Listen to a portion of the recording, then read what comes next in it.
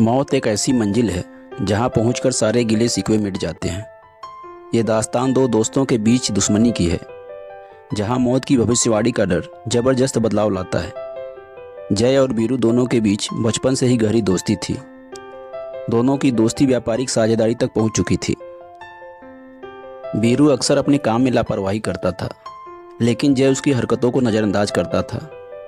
एक दिन जब पानी सर से ऊपर हो गया तो जय ने बीरू से कहा, यदि तुम्हें व्यापार में लापरवाही ही करनी है तो हमें अलग हो जाना चाहिए। यह व्यापार केवल मेरा ही नहीं है, इसलिए यह केवल मेरी जिम्मेदारी नहीं है। बीरू को जय की बात इतनी बुरी लगी कि उसने व्यापार को अलग करने की बात मान ली। बस फिर क्या था, देखते ही देखते दोनों के रास्ते अलग हो गए। जय काफ़ी मेहनती था, इसलिए उसे बीरू से अलग होने से कोई खास फर्क नहीं पड़ा। वहीं दूसरी ओर बीरू की ज़िंदगी बदतर होने लगी। जय के बिना वो व्यापार चलाने में असमर्थ था। बहुत जल्द इसका एहसास बीरू को हो गया।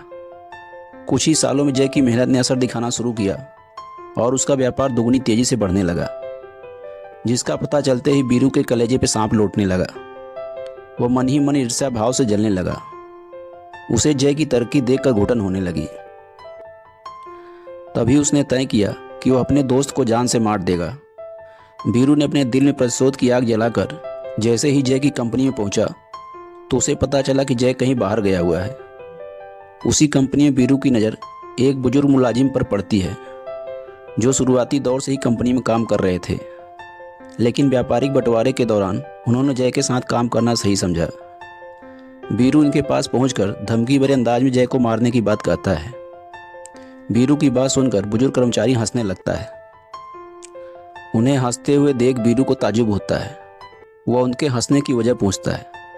तभी बुजुर्ग कर्मचारी जय की मौत की भविष्यवाणी करते हुए कहता है कि साहब तो 6 महीने में अपने आप बीमारी से मरने वाले हैं, फिर आप उन्हें मारकर जेल क्यों जाना चाहते हैं।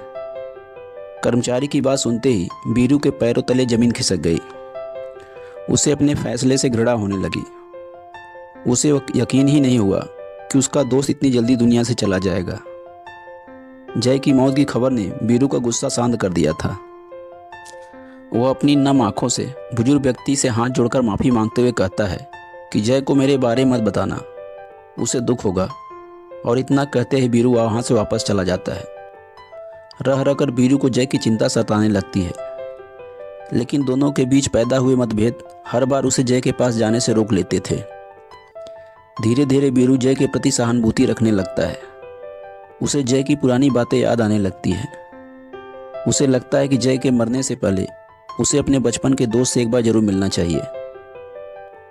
और अगले ही दिन वह उससे मिलने उसके घर पहुंच जाता है।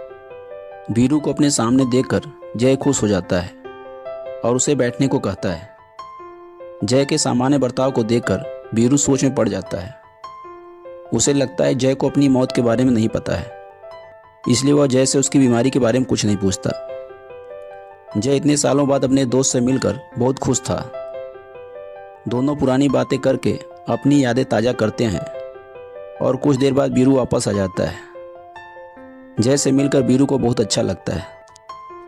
धीरे धीरे गुजरते वक्त के साथ जय की मौत का दिन भी आ जाता है।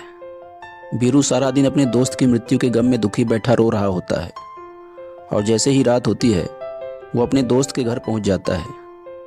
वहाँ उसे जय मस्ती के मूड में नजर आता है। वह जय से पूछता है, तुम्हें इतनी गंभीर बीमारी है, फिर भी तुम्हें कोई चिंता नहीं है। बीरू की बात सुनकर जय जोर जोर से हंसने लगता है और हंसते हुए कहता है, तुम पागल हो जो अच्छे भले व्यक्ति को बीमार कह रहे हो। बीरू अपनी बात साबित करने के लिए जय से उसकी कंपनी में काम कर रहे उस बुजुर्ग कर्मचारी को बुलाने को कहता है, जिसने 6 महीने पहले जय की मौत की भविष्यवाणी की थी। जैसे ही जय को पूरा माजरा पता चला, उसने तुरंत उसी बुजुर्ग कर्मचारी को अपने घर बुलाया। उनके आते ही बीरू उन्हें डांटने लगा, लेकिन बुजुर्ग कर्मचारी जैसे ही जय की मृत्यु की सच्चाई बताता है, बीरू पानी पानी हो जाता है। बुजुर्ग व्यक्ति दोनों के सामने हाथ जोड़कर विनम्रता से कहता है कि मेरे द्वारा की गई मौत की भविष्यवाणी झूठी थी। दरअसल उस दिन बीरू का गुस्सा देखकर कर्मचारी ने दोनों की दुश्मनी खत्म करने के लिए झूठ बोला, जिसका असर यह हुआ कि दोनों की नफरत फिर से दोस्ती में बदल गई और आज दोनों साथ खड़े हैं। जय और बीरू बुजुर्ग व्यक्ति की समझदारी की तारीफ करते हुए उन्हें गले लगा लेते हैं। बुजुर्ग व्यक्ति की समझदारी ने दोनों के बीच नफरत की जहर को खत्म कर दिया था और इसी के साथ मित्रता की कहानी खत्म हो जाती है। तो दोस्तों, आपको क्या लगता है कि बुजुर्ग व्यक्ति ने सही किया या गलत? कमेंट में ज़रूर बताइएगा। और अगर आपको स्टोरी पसंद आई तो हमारी वीडियो को लाइक और चैनल को सब्सक्राइब जरूर कर लीजिएगा, ताकि इसी तरह की स्टोरी हम आपके लिए लाते रहें।